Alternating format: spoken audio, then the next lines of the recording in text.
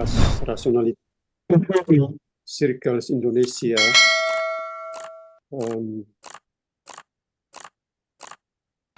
Tema yang saya bahas, hak-hak atas kebenaran dalam era masyarakat pasca kebenaran. Tema ini berbicara tentang darurat kebenaran di dalam masyarakat kita sekarang. Darurat kebenaran itu lebih dalam kaitan dengan situasi yang sedang kita hadapi sekarang. Situasi di mana kebenaran, ya kita perlu kembali ke soalan tentang kebenaran hidup. Ya, kebenaran yang kita jalani, yang kita hayati, kebenaran itu membutuhkan ya norma-norma, aturan-aturan yang resmi, dan juga secara moral, pengertian tentang kebenaran itu harus memperhitungkan kebiasaan-kebiasaan yang terjadi di dalam suatu masyarakat. Ya, artinya kalau kita berbicara tentang kebenaran, ya mesti ada satu asumsi mengapa harus berbicara tentang kebenaran di dalam masyarakat. Asumsi yang saya kembangkan di sini adalah the rights to truth, hak-hak atas kebenaran. Itu hak dasar setiap orang yang harus kita perhatikan, hak yang harus dilindungi misalnya melalui norma-norma positif. Ya. Sorotan saya bertolak murni dari kajian filosofis, sebagaimana bidang yang saya geluti selama ini. Nah, itu di dalam filsafat, soalan tentang kebenaran itu dikaji dalam banyak aspek. Ada logika, ada epistemologi, ada teologi juga berbicara tentang kebenaran iman, ada etika, ada politik. Di sana berbicara tentang kebenaran semuanya. Nah, itu persoalan filosofis yang harus dijawab. Apakah filsafat secara rasional dapat berbicara tentang kebenaran sebagai hak dasar bagi setiap orang? Apakah suatu diskursus filosofis yang murni rasional tentang kebenaran dapat memberi sumbangan bagi para aktivis demokrasi yang memperjuangkan kebenaran politik dan kebenaran demokrasi di dalam masyarakat kita? Ya.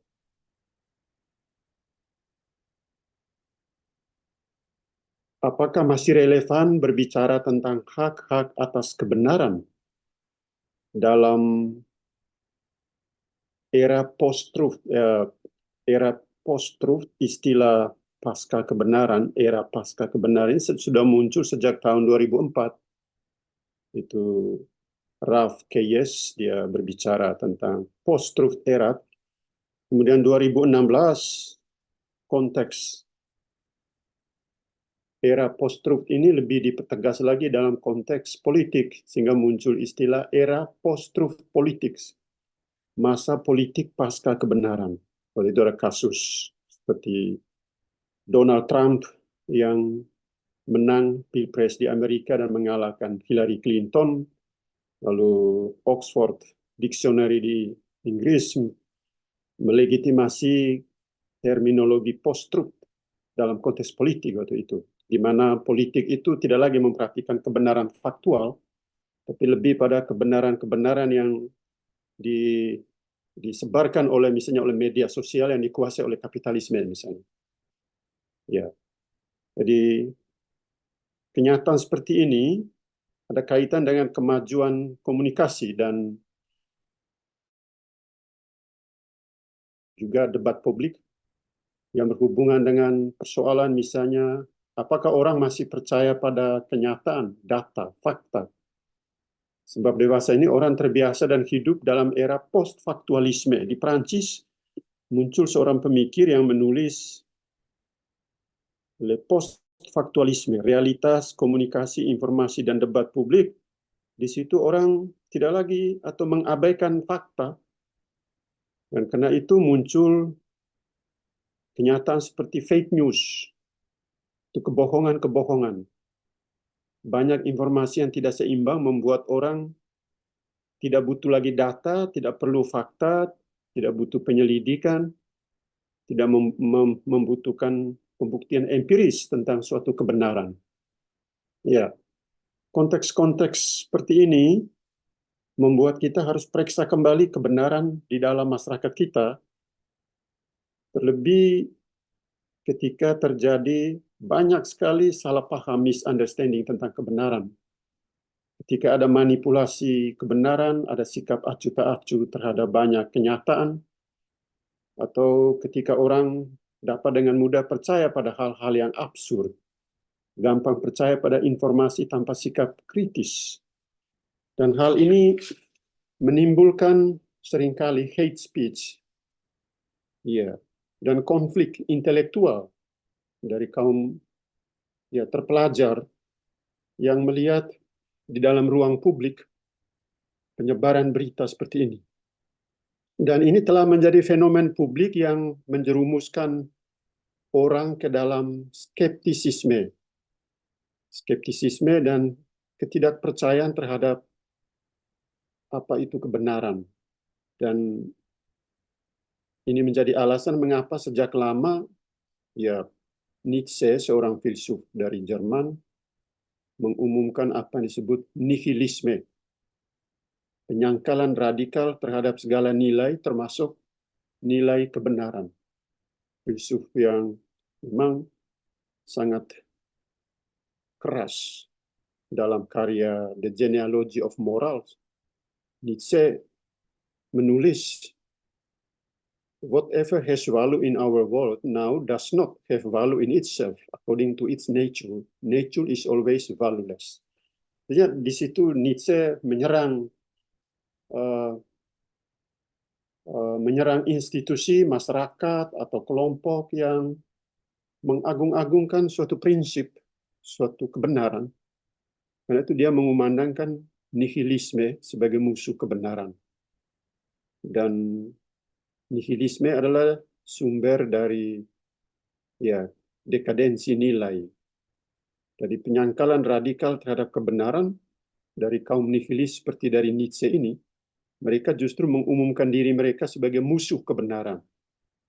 Ya, musuh kebenaran. Karena itu bagi kaum nihilis seperti yang dibicarakan Nietzsche, tidak ada kebenaran, tidak ada proposisi, tidak ada keyakinan tentang kebenaran. Tapi kalau kita mau mengkritik kaum nihilis seperti Nietzsche ini, kita bisa kritik. Kalau memang benar secara radikal menurut Nietzsche bahwa tidak ada kebenaran, tidak ada proposisi atau keyakinan tentang kebenaran, sebenarnya mereka, kaum nihilis seperti Nietzsche, mereka membuat suatu pernyataan yang bertentangan di dalam dirinya sendiri. Karena mengatakan tidak ada kebenaran berarti menegaskan suatu kebenaran bahwa tidak ada kebenaran. Jadi kaum nihilis melawan diri sendiri dan mereka tidak sungguh yakin terhadap apa yang mereka pegang teguh, bahwa tidak ada kebenaran. Itu pengaruh nihilisme itu begitu besar. Tapi kemudian dalam budaya modern muncul dalam banyak situasi, banyak model. Ya, ini yang menjadi persoalan besar sekarang di tengah budaya postmodern yang semakin global dengan multikultural serta pengaruh kemajuan teknologi informasi, media sosial, internet, dan lain-lain. Soalan tentang kebenaran menjadi sangat relatif. Maka muncullah budaya relativisme yang sudah menjadi bagian dari kehidupan kita. Karena itu, kalau kita bertanya kepada seorang postmodernis, apa itu kebenaran? Boleh jadi, ia akan menjawab, hal itu amat bergantung pada siapa. Dan amat bergantung pada di mana ia menjawab atau konteks apa. Jadi sikap relatif dan sikap skeptis terhadap kebenaran telah mempengaruhi para pemikir. Ya, para jurnalis, ilmuwan, politisi, dan juga hampir semua orang di ruang publik. Artinya orang menjadi ambigu ketika ia harus mempertimbangkan alasan-alasan dan pendasaran rasional yang tepat. Dan di dalam ambiguitas seperti ini, orang tidak sanggup memberikan alasan dan dasar argumen tentang kebenaran. karena ia tetap tinggal dalam persoalan. Saya ingat itu Alasdair MacIntyre setelah menulis After Virtue dikritik, dia bilang, whose justice which rationality? Keadilan menurut siapa? Rasionalitas yang mana? Di dalam konteks ini ada seorang Martha Nussbaum, Francard Agostini, dia bilang whose reason which rationality. Alasan-alasannya menurut siapa, rasionalitas yang mana? Tapi saya mau katakan whose truth which rationality. Kebenaran siapa? Rasionalitas siapa? Ini persoalannya. Jadi masalah yang paling serius pada zaman sekarang bukan sekedar masalah penyebaran hoax, fake news, kepalsuan informasi yang menyesatkan banyak orang. Bukan. Yang menjadi soalan yang paling serius sekarang adalah beredarnya gagasan-gagasan yang berbeda-beda tentang kebenaran, karena banyak perbedaan pendapat dari sudut pandang tentang kebenaran. Berarti kita di sini, satu cara untuk berbicara tentang kebenaran, kita harus bertolak dari diversity, perbedaan-perbedaan pandangan. Ya. Karena itu artinya di situ kita mengakui suatu keterbukaan perbedaan itu. Dan tentu di sini resiko yang terjadi yaitu bahwa perbedaan pendapat tentang kebenaran menyebabkan kebingungan, great confusion. Bisa juga menimbulkan kaos. Bisa juga kesalahpahaman tentang kebenaran di dalam masyarakat, apalagi dari konteks pandangan yang berbeda-beda dari suatu agama, kebudayaan. Ya. Situasi masyarakat seperti ini bisa, kalau tidak direfleksikan dengan baik, situasi masyarakat bisa terombang-ambing tanpa dasar dan tanpa pegangan. Dan situasi seperti ini dapat menjerumuskan masyarakat ke dalam a society without truth, masyarakat tanpa kebenaran. Atau ke dalam masyarakat tanpa fakta, masyarakat yang menomorduakan fakta. Orang Jerman bilang post-faktisch. Ya. Dan selanjutnya jika hal ini terjadi juga dalam suatu bangsa, negara, di mana segala sistem kekuasaan, administrasi, dan tata kelola pemerintahan dimanipulasi untuk ambisi kekuasaan, mengabaikan kebenaran, boleh jadi negara seperti ini akan jatuh ke dalam a state without truth, negara tanpa kebenaran. Kita bisa lihat, baca konteks kita sekarang yang sedang terjadi, di mana kita sedang menanti hasil pemilu yang akan diumumkan oleh KPK, apakah benar negara kita ini berdasarkan kebenaran atau a state without truth? Jadi, karena itu yang menjadi persoalan apa yang harus kita wacanakan ketika kita membangun diskursus tentang kebenaran. Mengapa kita tertarik dan harus kembali kepada kebenaran? Apa daya tarik dari kebenaran bagi masyarakat? Apa fungsi bagi kebenaran, bagi kehidupan? Persoalan apa yang sebenarnya dipertaruhkan dengan kebenaran itu? Kebenaran pihak mana yang akan lebih unggul dan menang? Bagaimana keadaan sebenarnya situasi seperti ini? Semua persoalan ini menuntut suatu model pendidikan yang berbasis pada pemikiran kritis tentang hak-hak atas kebenaran, serta cara pandang yang berdasarkan pada kebenaran faktual itu.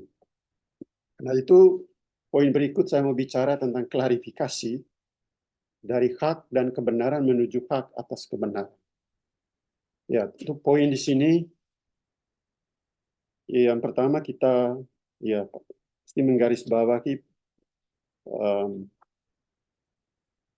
aspek makna tentang hak. Saya suka sekali Kamus Besar Bahasa Indonesia edisi kelima dengan sangat jelas mendeskripsikan konsep hak dalam beberapa kemungkinan. Ya, di situ dari segi adjektiva, kata benda, hak dimengerti sebagai yang benar. Kamus menulis menghubungkan hak sebagai yang benar. Misalnya mereka telah dapat menilai mana yang benar dan mana yang batil. Itu mereka telah dapat menilai. Itu berhubungan hak. Tapi dalam teks nomina, kata benda, hak dijelaskan lebih luas.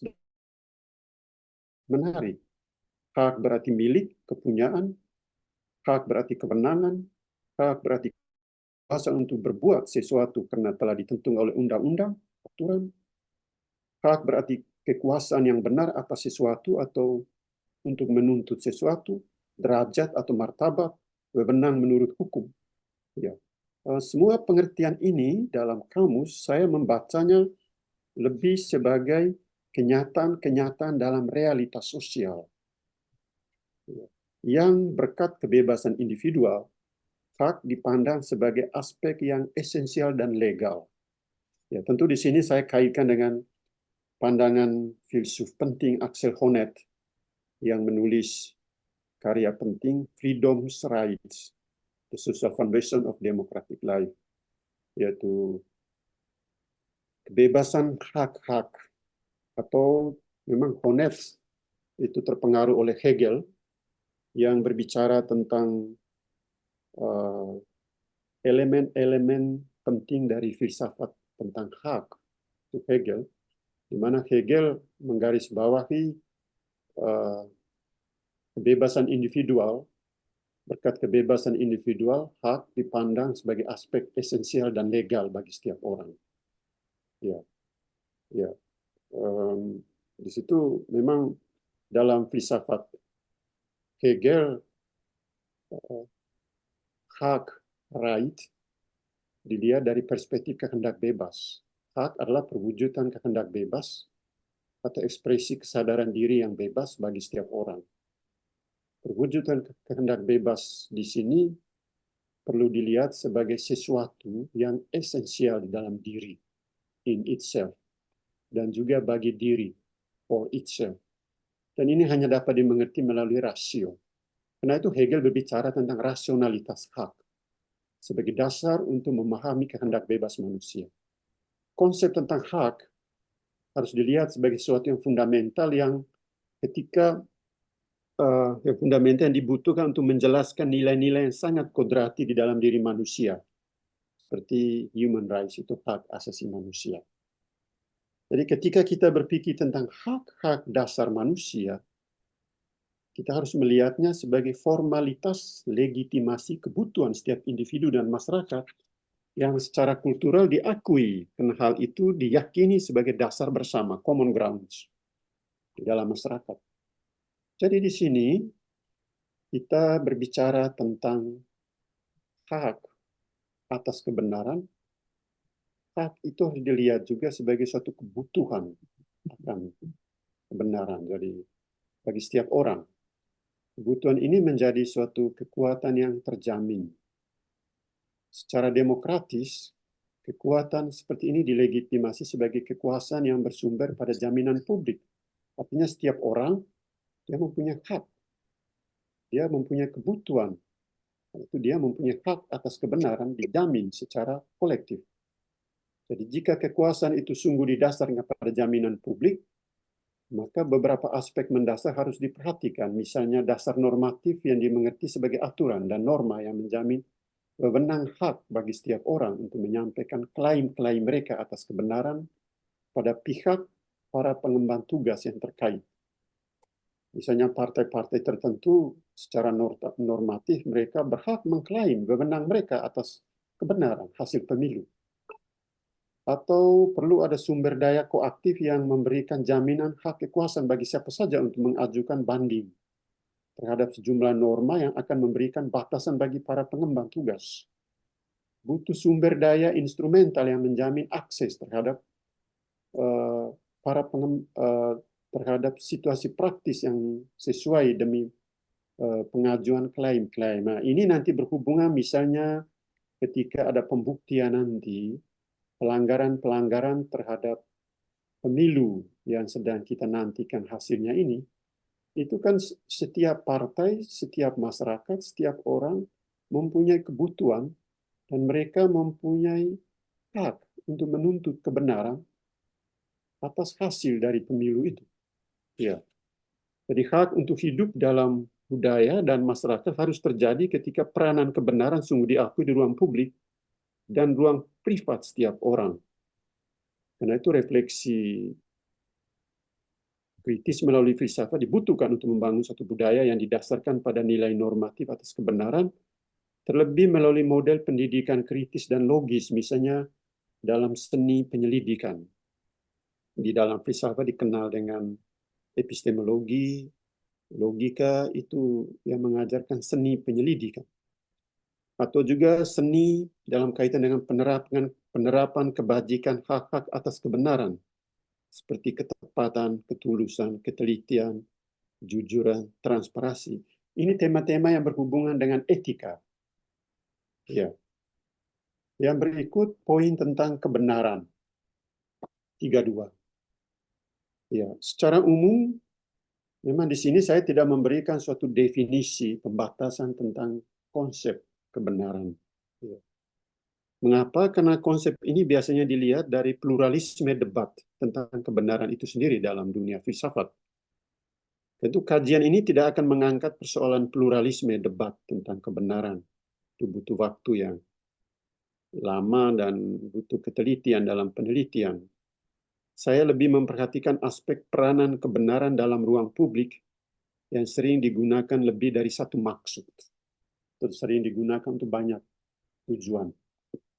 Jadi ada banyak pengertian kebenaran dalam dunia filsafat menurut cara pandang dan latar belakang pemikiran para filsuf. Namun secara konseptual, Heidegger adalah pemikir yang meneliti konsep kebenaran dengan rujukan pada bahasa Yunani, aletheia. Kebenaran berkenaan dengan apa yang Heidegger sebut Unverborgenheit, unconcealment, atau kondisi yang tidak tertutup, tidak tersembunyi. Tentu pengertian ini harus dilihat dalam hubungan dengan eksistensi manusia sebagai Dasein, suatu cara berada di tengah dunia yang terikat dengan kondisi das Anwesende, yaitu suatu cara berada hic et nunc, di sini dan sekarang. Artinya kebenaran hanya mungkin dilihat dalam konteks hubungan antara keterbukaan dan ketersembunyian dalam hubungan dengan dunia. Menurut Heidegger, kita mengerti suatu kebenaran lewat mediasi. Mediasi itu adalah dunia. Namun seringkali dunia tidak selamanya menghadirkan kebenaran yang sesungguhnya. Sebagai akibat, kebenaran itu diabaikan, diremehkan, atau dilupakan, bahkan sengaja ditutup-tutupi, disembunyikan. Dalam terang pandangan Heidegger ini, fitur konsep kebenaran dimengerti secara negatif. Negatif artinya pengertian kebenaran muncul ketika terjadi sikap skeptis yang rasional, keraguan-raguan, atau ketika ada kebingungan di dalam hidup. Ya, filsuf Italia Agostini berkata, ada kemungkinan kesalahan, ada banyak kemungkinan yang error, tapi itu semua memberi kita pengharapan untuk menggali dan mencari kembali situasi, konteks tentang kebenaran dalam hidup. Jadi banyak realitas kepalsuan, kebingungan, keraguan-raguan, kesalahpahaman yang terjadi di dalam masyarakat, dan realitas itu menyadarkan kita betapa pentingnya nilai kebenaran. Dan kesadaran seperti ini mengundang kita untuk melihat hubungan yang amat dekat antara skeptisisme rasional dan kebenaran. Ya, artinya di sini secara filosofis, hubungan keduanya, skeptisisme rasional dan kebenaran, harus ditinjau kembali dari sisi kritik epistemik terhadap kebenaran. Maksudnya, setiap dorongan terhadap kebenaran membutuhkan justifikasi melalui jalan kritik. Kritik itu penting. Nietzsche adalah filsuf yang secara radikal mempertanyakan dorongan kepada kebenaran melalui jalan kritik. Dia bilang, what does all will to truth mean? Karena itu, tidak ada jalan lain menuju kebenaran selain melalui jalan kritik. Karena itu, ia berkata, dorongan terhadap kebenaran membutuhkan kritik. Artinya, kita ingin mengenal apa itu kebenaran, kita perlu menempuhnya lewat jalan kritik. Kritik, karena itu dalam filsafat itu term kritik itu tidak bersifat negatif.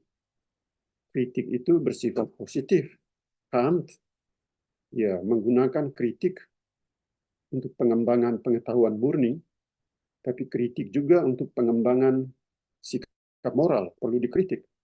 Dan juga kritik untuk pengembangan harapan hidup masa depan perlu kritik. Nietzsche tidak jauh berbeda dengan Kant. Artinya di sini, di dalam pencarian kita tentang kebenaran, kita pakai kritik sebagai metode filsafat untuk menguji kondisi kemungkinan pengetahuan dan serentak sebagai ekspresi kekuatan rasionalitas pada umumnya. Mengkritik berarti memberi pendasaran atau menunjukkan legitimasi apa yang sedang diwacanakan, dibicarakan. Dalam pengertian seperti ini, dorongan menuju kebenaran harus lahir dari kebutuhan akan kebenaran itu sendiri dengan sikap kritik. Kebutuhan seperti ini boleh diafirmasi sebagai kebutuhan akan hak-hak atas kebenaran. Tentu kebutuhan akan hak atas kebenaran harus dilihat dalam konteks yang mendesak, terlebih dalam hubungan dengan klaim atas kebenaran dalam kehidupan manusia pada umumnya, dalam politik, dalam demokrasi. Kebutuhan ini tidak terbatas hanya pada persoalan epistemik, misalnya dorongan untuk kebenaran dilihat hanya dalam konteks kebutuhan untuk mengetahui. Tidak. Melainkan lebih sebagai dorongan untuk menjalani hidup secara benar di dalam masyarakat, di dalam politik, di dalam demokrasi, dan di dalam setiap bentuk komunikasi yang baik di komunitas. Itulah dorongan, kebutuhan, hak atas kebenaran lebih fundamental dalam kaitan dengan dorongan untuk menjalani hidup secara baik, bukan sekadar basis dari epistemologi, bukan. Karena itu dalam poin 33 saya bicara tentang hak-hak atas kebenaran, atau seringkali disebut aletic rights, aletic dari kata aletheia. Ya. Hak-hak, refleksi tentang hak atas kebenaran bertolak dari realitas yang sedang kita alami, itu realitas darurat kebenaran. Memang politik, demokrasi, bahkan agama, semuanya sedang berada dalam emergensi kebenaran, darurat kebenaran. UGD. Di rumah sakit itu ada unit UGD, unit gawat darurat. Kita sekarang sebenarnya dalam konteks ini, politik, demokrasi, cara hidup kita bermasyarakat, kita berada dalam apa yang disebut darurat kebenaran. Darurat kebenaran menyangkut semua situasi hidup di dalam individu, masyarakat, politik, ilmu pengetahuan, dan budaya. Dan ini tidak dapat diatasi misalnya hanya dengan penggunaan konsep-konsep seperti objektivitas, transparansi, kewajaran, rasionalitas. Tidak. Semua konsep ini bermakna jika memiliki hubungan dengan kebenaran itu sendiri. Dan karena itu kita membutuhkan bahasa kebenaran yang baru. Bagaimana caranya kita menemukan bahasa kebenaran yang baru? Saya memakai kerangka berpikir filsuf kontemporer Italia, Franca Agostini, dalam perspektifnya tentang hak-hak atas kebenaran, tapi sebentar saya akan memberi penilaian kritik terhadap dia. Misalnya dia menulis 6 aturan main aletici. Sei diritti aletici itu artinya 6 sistem tentang kebenaran. 6 argumen itu pertama, itu ya dia menulis dalam teks Italia, saya berusaha menerjemahkannya secara sederhana. Misalnya pertama hak untuk diberitahu atau diinformasi secara tepat. Artinya setiap warga negara berhak untuk diberitahu secara tepat semua informasi dari pemerintah, dari siapa saja. Misalnya informasi tentang dana bansos, penyebaran dana bansos, informasi tentang real count dari KPU, informasi lain sebagainya. Kita punya hak untuk mendapat informasi, untuk diberitahu dan diinformasi. Setiap orang. Ada batas-batas tertentu. Ilustrasi yang baik atas hak informasi seperti ini dapat kita lihat seperti penerbitan Panama Papers beberapa tahun yang lalu tentang nama-nama para kapitalis yang menyimpan uang di suatu tempat. Maka muncullah Panama Papers. Hak yang kedua, hak untuk menilai dan mencari kebenaran. Ya, itu dia bilang il diritto di essere nelle condizioni, ya, il diritto di essere informati. Ya, di essere nelle condizioni di giudicare e cercare la verità. Hak untuk menilai dan mencari kebenaran. Warga negara memiliki hak untuk memperoleh informasi yang masuk akal dan benar tentang situasi masyarakat dan tentang situasi politik. Ini termasuk pengetahuan untuk menilai secara kritis semua informasi yang mereka terima. Diketahui bahwa realitas korupsi dan kecenderungan media akhir-akhir ini banyak mengabaikan hal ini. Bahkan realitas media dipakai oleh pihak-pihak tertentu untuk menyembunyikan kebenaran, tapi menegaskan aspek lain sebagai kebenaran. Jadi, poin kedua ini penting. Yang ketiga, hak untuk diakui sebagai sumber kebenaran yang dapat diandalkan. Setiap orang, dia sebagai warga negara, dia punya hak untuk diakui sebagai sumber kebenaran yang dapat diandalkan. Sumber kebenaran yang dapat diandalkan. Jadi bukan sekedar sumber kebenaran, tapi dapat diandalkan. Ya. Nah, ini sebentar akan muncul misalnya, apakah Presiden Joko Widodo itu dia mempunyai hak untuk diakui sebagai sumber kebenaran yang dapat diandalkan dalam konteks kekuasaan. Itu. Hal ini dipandang penting agar orang tidak mengalami defisit kepercayaan dan tidak dituduh sebagai sumber ketidakadilan. Setiap pihak atau institusi secara potensial memiliki kemampuan menghadirkan kebenaran di dalam dirinya. Juga institusi ini, misalnya universitas. Universitas, perguruan tinggi, secara institusional mempunyai hak untuk diakui sebagai sumber kebenaran yang dapat diandalkan. Poin ketiga. Jadi kalau universitas, misalnya di sana para dosen atau para mahasiswa menjiplak, nyontek, atau para dosen mendapat gelar doktor, profesor, tapi dengan cara-cara yang tidak benar, itu hak untuk diakui sebagai sumber kebenaran dan dapat diandalkan dari universitas itu diragukan. Itu maksudnya, poin ketiga.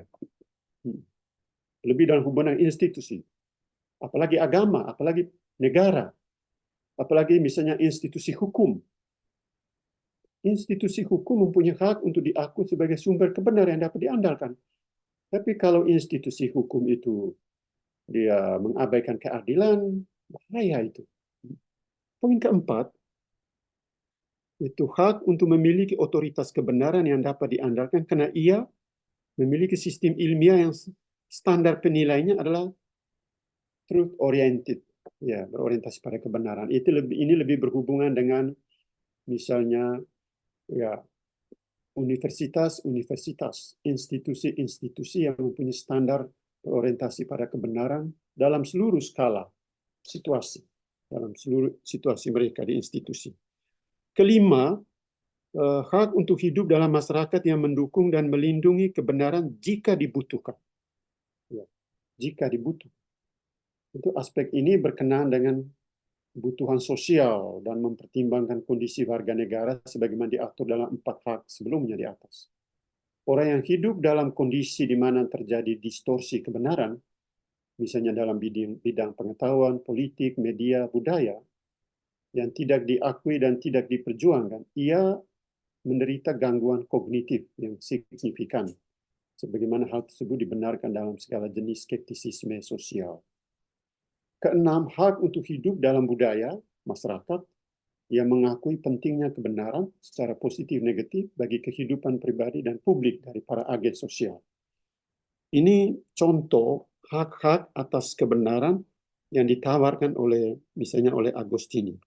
Saya membuat penilaian dengan membuat kajian khusus tentang 6 hak ini, filsuf ini, kelihatannya dia membatasi resiko-resiko. Tujuannya untuk membatasi risiko tentang pengabaian kebenaran dalam masyarakat. Dan karena itu perlu membangun serangkaian hak seperti yang dijelaskan di atas tadi. Agar masyarakat dibebaskan sejauh mungkin dari penipuan dalam dunia pengetahuan, penipuan dalam dunia informasi. Selain itu, hal ini bukan untuk melegitimasi dan apalagi memaksakan kebenaran negara dari satu pihak, melainkan untuk mencapai lingkungan yang kondusif dalam menghormati kenyataan, memberikan opini publik yang baik, yang benar, dan bertanggung jawab terhadap pihak lain. Jadi, sistem yang ditawarkan tadi lebih dilihat sebagai suatu sistem hak yang dielaborasi untuk berbagai kebutuhan, baik itu kebutuhan epistemik dalam dunia pengetahuan, maupun itu kebutuhan komunikasi dalam dunia informasi, juga kebutuhan praktis dalam budaya hidup sehari-hari. Semua kebutuhan ini lebih berkenaan dengan tiga aspek interese manusia tentang kebenaran dalam dunia. Pertama, itu komunikasi informasi. Itu poin yang penting, komunikasi informasi. Apakah dunia komunikasi informasi itu sungguh-sungguh membantu kita untuk sampai kepada kebenaran? Yang kedua, ilmu pengetahuan dan institusi pada umumnya. Apakah ilmu pengetahuan dan institusi pada umumnya, misalnya kampus, perguruan tinggi, negara, apakah mereka itu benar-benar menjadi sumber bagi kita untuk mendapatkan kebenaran, misalnya etika, politik, dan lain-lain. Yang ketiga, berhubungan kebudayaan. Setiap kebudayaan itu berhubungan dengan cara hidup kita dalam masyarakat. Apakah budaya-budaya kita benar-benar bertumbuh untuk suatu kebenaran atau budaya kita bertumbuh dalam suatu manipulasi? Ya. Jadi semua aspek ini berkorelasi dengan potensi pelanggaran. Saya beri contoh, misalnya dalam konteks komunikasi dan informasi, sering terjadi masalah yang disebut fake news, berita bohong dalam dunia komunikasi, yang menipu dan menyesatkan banyak orang. Ya. Dalam dunia institusi terjadi defisit kepercayaan terhadap institusi, atau defisit kepercayaan terhadap orang-orang tertentu. Ya, dalam konteks budaya sering terjadi masalah di mana orang saling menipu satu sama lain di dalam masyarakat. Ya. Oleh karena itu bertolak dari penilaian terhadap pandangan tadi, 6 hak atas kebenaran, saya mau menyoroti fungsi konseptual kebenaran dan tantangan realisme. Fungsi konseptual kebenaran, karena saya berbicara dari perspektif filsafat, fungsi konseptual itu penting. Konsep filsafat itu berbicara secara rasional tentang pernyataan-pernyataan, penilaian kita tentang konsep-konsep yang dipakai di dalam ruang publik. Nah, itu fungsi konseptualis ini menjadi hal yang penting. Ya. Apakah pendekatan terhadap kebenaran bertolak dari dunia filsafat atau dari dunia di luar filsafat? Orang-orang yang awam tidak terbiasa dengan filsafat akan melihat kebenaran dalam hubungan dengan apa yang benar. What is true? Ya, apa yang benar itu benar menurut orang-orang awam. Sedangkan orang-orang yang berkecimpung dengan dunia filsafat, mereka akan memperhatikan apa itu kebenaran bertolak dari konsep kebenaran, yaitu dari fungsi konseptual yang disebut kebenaran dan sesuai dengan predikat benar. Memang dalam filsafat itu kita periksa sebuah teks. Dalam hermeneutika kita memeriksa teks. Berarti konsep itu penting. Seringkali kita tidak sampai pada kata sepakat tentang kebenaran karena kita memusatkan perhatian pada isi kebenaran. Padahal jika orang berkata ada banyak kebenaran, maka hal ini harus dilihat dari perspektif banyak pendapat yang berbeda tentang sesuatu. Ada juga yang berkata bahwa hanya ada satu kebenaran.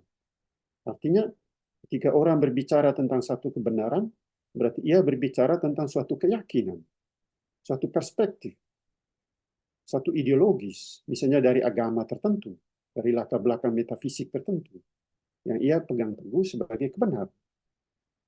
Jadi ketika kita berbicara tentang kebenaran dan berdiskusi tentang kebenaran, kita mencari suatu kebenaran tentang yang benar. Nah, ada banyak kebenaran, kita mencari the truth about truth. Artinya kita tidak berbicara tentang perbedaan isi kebenaran yang kita tahu, melainkan tentang konsep yang kita gunakan dalam hubungan dengan bahasa atau keyakinan. Dan kita mengekspresikannya ketika kita berkata atau ketika kita berpikir bahwa hal itu benar, atau ketika kita bertanya, apakah itu benar? Jadi persoalan kebenaran bukan sekedar persoalan kriteria mana yang diakui, dan prosedur mana yang dipakai untuk menjustifikasi keyakinan tertentu sebagai benar. Persoalannya kompleks, sama kompleks dengan banyak isi kebenaran yang berbeda dari sumber yang berlainan, dari cara-cara yang berbeda untuk sampai kepada kebenaran. Kekuatan epistemik untuk menerima suatu kebenaran amat bergantung pada banyaknya konteks dan banyaknya isi dari kebenaran itu. Orang yang berkiprah di bidang filsafat akan sangat memperhatikan perspektif konseptual kebenaran, yaitu perspektif yang menekankan dimensi refleksi tentang konsep kebenaran dan tentang fungsi kebenaran. Sedangkan orang yang berkiprah di bidang politik akan memperhatikan kebenaran dari cara-cara dia berpolitik, cara-cara dia membangun relasi.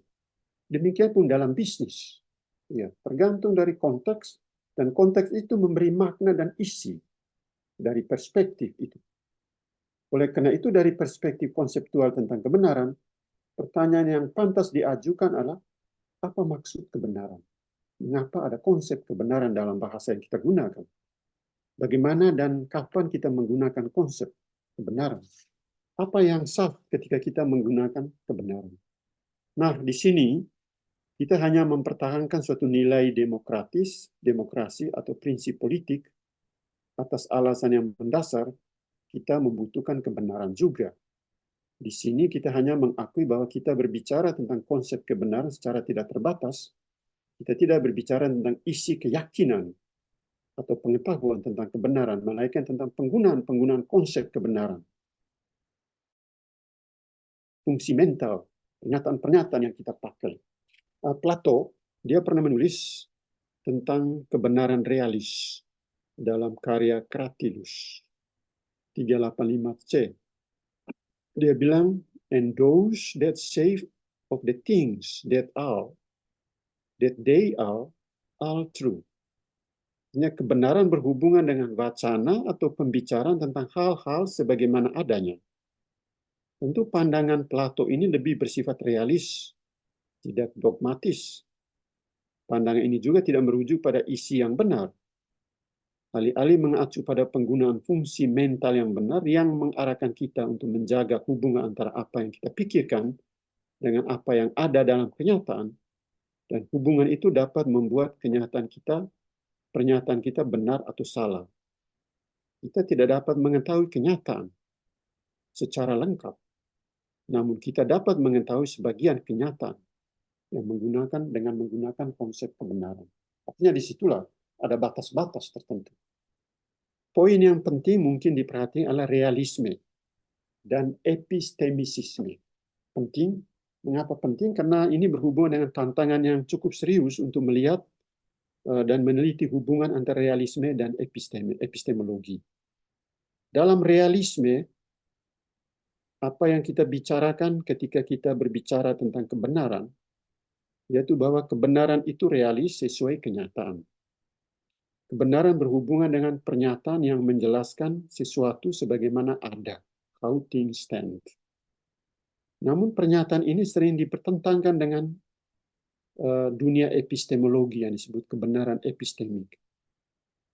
Kontras antara keduanya dapat dijelaskan misalnya oleh Franca Agostini, yaitu bahwa menurut kaum epistemisis, kaum yang menekankan pendekatan epistemologi, yaitu bahwa jika kita berkata bahwa kebenaran itu berhubungan dengan sesuatu sebagaimana ada, hal ini berarti sesuatu itu diyakini atau dipertimbangkan sebagai benar.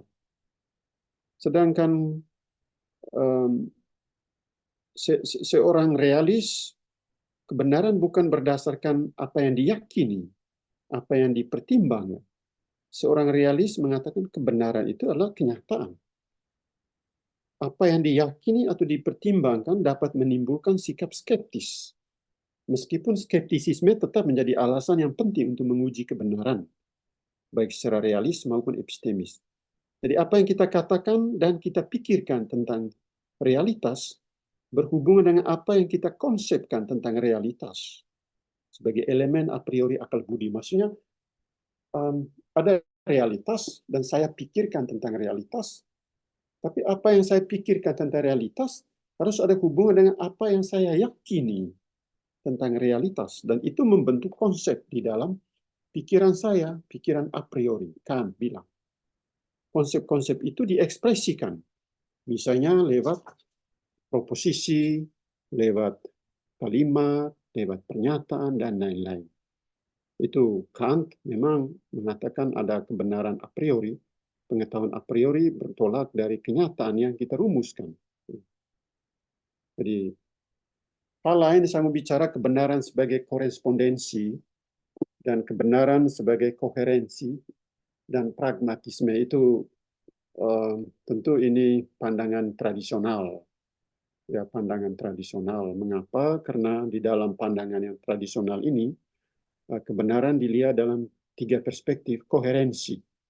Suatu proposisi, suatu keyakinan bahwa P adalah benar jika P itu koheren dengan proposisi atau keyakinan lain. Keyakinan lain yang sudah lebih dahulu diterima sebagai benar. Itu koherensi. Sedangkan koresponden, suatu proposisi, suatu keyakinan bahwa P adalah benar jika dan hanya jika P koresponden dengan kenyataan, hubungan dengan kenyataan. Itu yang koresponden, pandangan tradisional. Sedangkan pragmatisme lebih berhubungan dengan kegunaan. Sesuatu itu, suatu proposisi atau keyakinan bahwa P adalah benar jika P berguna dalam keyakinan hidup. Itu dalam konteks ini seringkali ya kebenaran itu berhubungan dengan koherensi dengan pernyataan lain, berhubungan dengan pragmatisme, banyak dipakai dalam politik, kebenaran pragmatis, atau berhubungan dengan korespondensi dengan kenyataan, realitas. Ya, secara singkat mungkin di sini dari pandangan poin ke-6 saya mau tekankan aspek korespondensi. Lebih pada aspek yang penting itu korespondensi, lebih meyakinkan kita tentang kebenaran karena ia berhubungan dengan postulat. Artinya kita berhubungan dengan realitas, dengan bahasa yang menggambarkan realitas, kenyataan apa adanya. Itu korespondensi. Di anggapan-anggapan tentang kebenaran pragmatis dan koherensi, sebaiknya itu memuncak pada apa yang disebut koherensi, korespondensi, kenyataan. Poin terakhir, saya mau bicara tentang kekuatan kebenaran. Kebenaran sebagai kekuatan. Ya. Jika kita hendak menarik beberapa kesimpulan dari pandangan di atas, maka cara yang terbaik adalah melihatnya dari banyak cara yang berbeda dalam memberikan batasan, definisi tentang konsep kebenaran sambil tetap memperhatikan secara seimbang dengan banyak kesalahpahaman tentang kebenaran itu sendiri. Artinya kita dapat saja menegaskan kebenaran sebagai suatu korespondensi, namun kita tidak dapat menghindari kenyataan dasar bagaimana realitas sungguh berada sebagaimana adanya. Jadi kita bisa saja menghindari penyebutan kebenaran untuk menghindari untuk berpikir tentang kebenaran, namun hal itu akan tetap menjadi prinsip yang menguasai seluruh keyakinan dan menguasai cara kita berbahasa. Jadi kita bisa menghindari, tidak mau sebut kebenaran, menghindari kebenaran, tapi kita tidak bisa bebas, karena kebenaran adalah prinsip. Atau dengan kata lain, kita dapat saja menyadari adanya perangkap terjadi aktivis. Perangkap terhadap aktivis membela kebenaran, jadi kita gunakan perangkap untuk menangkap aktivis membela kebenaran. Artinya kita melawan kebenaran, namun kita tidak boleh menjadi musuh kebenaran secara nyata. Tidak boleh. Kita dapat saja melupakan kebenaran, tetapi bagaimanapun kita digerakkan untuk menerima bahwa kebenaran memiliki kekuatan tersendiri dalam hidup kita.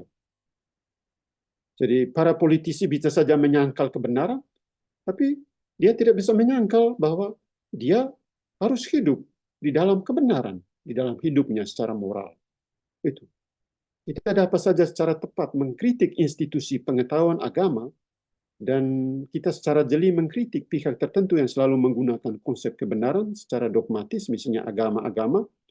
Namun kita tidak dapat melupakan bahwa penggunaan konsep kebenaran adalah hal yang kita miliki untuk melawan segala bentuk praktik kekuasaan, praktik kebencian secara sosial yang menimbulkan racun bagi masyarakat. Itu letak di mana kekuatan kebenaran. Saat di mana kita sengaja mengabaikan kebenaran, tapi dia akan terus berbicara di dalam diri kita. Dia akan terus menggoda kita untuk itu. Itu yang membuat Pilatus di depan Yesus pada pengadilan Yesus itu, Pilatus bertanya, apa itu kebenaran? Pilatus tidak mengerti bahwa kebenaran ada di depan dia. Jadi, Pilatus bertanya apa itu kebenaran, seolah-olah Pilatus tidak mengerti apa itu kebenaran. Sementara dia ada di dalam kebenaran. Kebenaran itu sedang berhadapan dengan dia. Nah, sejak munculnya fenomen post-truth, fenomen pasca kebenaran, kita harus berbicara tentang kebenaran lebih kuat. Kebenaran yang lebih kuat. Fenomen dari fenomen post-truth. Artinya bila perlu kita memproklamasikan post-truth era. Mengingat dewasa ini sikap masyarakat terhadap kebenaran telah banyak berubah. Misalnya sejak akhir Perang Dunia Kedua, peranan atau fungsi kebenaran menjadi amat penting dalam perspektif hukum dan politik. Sehingga ada komisi kebenaran sejak setelah Perang Dunia Kedua. Dan hal ini sesuai dengan lahirnya organisasi supranasional di dunia, terlebih ketika perhatian pada hak-hak atas kebenaran menjadi kerangka dasar untuk keadilan transnasional. Juga hal ini searah dengan gerakan peralihan dari rejim totalitarianisme menuju demokrasi. Misalnya di Rusia itu pembunuhan lawan politik siapa Alexei Navalny itu ada hubungan dengan perjuangan Alexia itu untuk mengalihkan rejim totalitarianisme Putin kepada demokrasi, tapi dia dibunuh. Ya, itu berhubungan dengan HAM. Ya. Jadi mengapa kita harus kembali kepada kebenaran? Alasannya itu bahwa sejak peningkatan arus informasi secara masif dalam segala sektor kehidupan, kita harus bersyukur bahwa kita masih ada kekuatan pengetahuan untuk membantu kita menjaga objektivitas kebenaran. Meskipun demikian, demokratisasi kehidupan sosial telah mempengaruhi seluruh ruang kehidupan manusia. Revolusi digitalisasi telah memungkinkan partisipasi, sharing online, kebebasan ekspresi, cara-cara mempertahankan pandangan tertentu.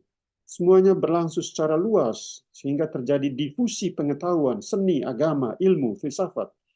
Semuanya itu tidak semuanya itu baik, namun paling kurang kita sungguh menyadarinya bahwa itu menjadi tantangan bagi kita. Karena itu dalam situasi seperti ini, kekuatan kebenaran menjadi semakin nyata. Kita membutuhkan kebenaran dan kita menyadari akan kebutuhan ini karena kita tidak sungguh mengontrol sejumlah kebenaran dan kepalsuan di mana saja. Kita sering ditipu dan kita juga sering menipu diri sendiri. Karena itu ada 3 alasan mengapa kebenaran semakin penting. Pertama, peningkatan komunikasi menuntut juga peningkatan kemungkinan untuk menemukan sarana untuk mengevaluasi komunikasi. Karena banyak penipuan di dunia komunikasi. Digitalisasi informasi menyediakan banyak sekali informasi yang tak terhitung jumlahnya setiap hari, tapi ini butuh sikap selektif dengan baik demi kebutuhan kita. 2. Dalam ledakan jaringan komunikasi telah terjadi penyebaran kebohongan, penipuan, dan penyebaran itu tanpa aturan. Kita tahu bahwa fenomen demokrasi yang paling berbahaya adalah organized lie, penipuan terorganisir dalam demokrasi, yang sedang kita alami pada hari-hari ini. Penggelembungan suara dan lain-lain, kita menuntut kebenaran yang real, objektif, dari hasil pemilihan presiden ini.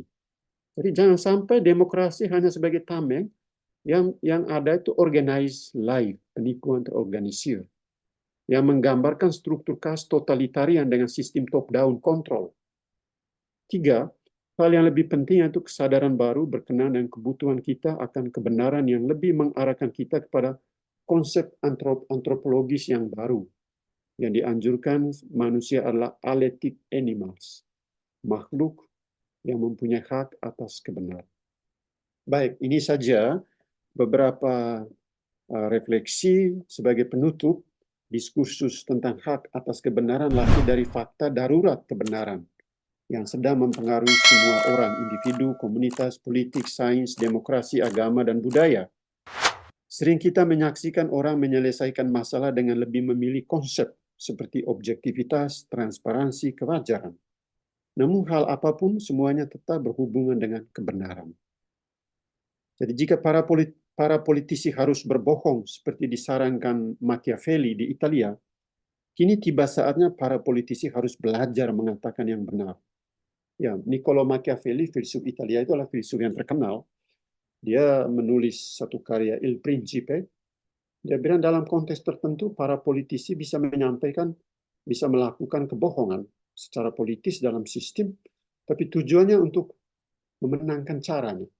Itu Niccolo Machiavelli. Makanya Italia itu menjadi negara sumber mafia, terlebih di Pulau Sisilia. Itu kena pengaruh dari pandangan Machiavelli ini. Dia bilang, ya para politisi bisa berbohong, mengatakan di luar dari yang sebenarnya. Itu berbahaya kan?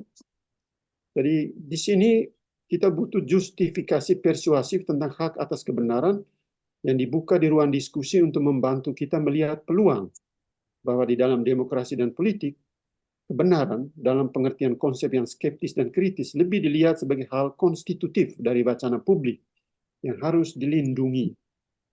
Menurut pendapat saya, perlindungan ini dapat terjadi dalam bentuk pertama, ada pengakuan formal atas nilai-nilai dan prinsip-prinsip tentang hak atas kebenaran, misalnya melalui kode etik, pernyataan deklaratif. Kedua, penciptaan alat dan institusi yang mengatur hak-hak atas kebenaran. Ya, itu penting. Ternyata di dompet yang segini. Rumusan hak atas kebenaran lebih digunakan dalam kaitannya dengan kejahatan pemerintahan totaliter.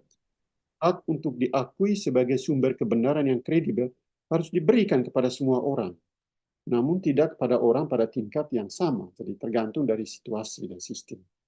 Ya, baik. Saya pikir dengan demikian saya tidak perlu berbicara semua. Di penutup bisa dibaca. Yang paling penting kan diskusi kita di forum publik ini. Demikian presentasi saya. Sekarang kita buka kesempatan untuk berdiskusi.